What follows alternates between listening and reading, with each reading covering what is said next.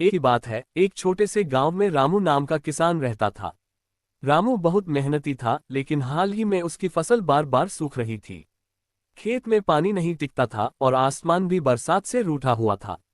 एक दिन वह सुबह सुबह अपने खेत में गया, सोचने लगा, अब क्या करूं, अगर इस साल भी फसल नहीं हुई तो मेरा परिवार भूखा रह जाएगा।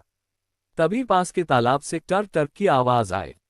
उसने देखा, एक छोटा हरा मेढक पानी में उछल कूद कर रहा था। रामू ने मुस्कुराते हुए कहा, अरे मेढक भाई, तुम तो मजे में हो। मुझे बताओ, ये पानी कैसे संभाले रखते हो?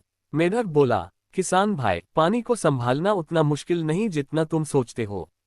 तुम बस धरती की प्यास समझो। रामू ने हैरान होकर पूछा, धरती की प्यास?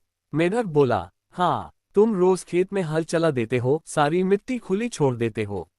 सूरज की गर्मी में पानी जल्दी सूख जाता है। अगर तुम खेत के चारों ओर घास की मेड़ बना दो और कुछ पेड़ लगा दो तो धरती पानी को थामे रखेगी। रामू ने मेढक की बात मानी और उसी दिन से खेत के चारों ओर घास और पेड़ लगाना शुरू कर दिया। कुछ दिनों में उसका खेत हरा भरा हो गया। मिट्टी में नमी टिकने लगी और पानी सूखता नहीं था। अब उसकी फसल लहलहा रही थी।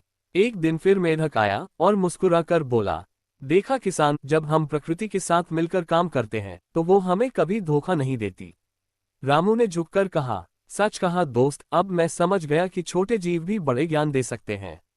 उस दिन के बाद रामू हर रोज तालाब के किनारे जाकर मेढक को धन्यवाद कहता था और गांव के बाकी किसान भी उससे सीखने आने लगे।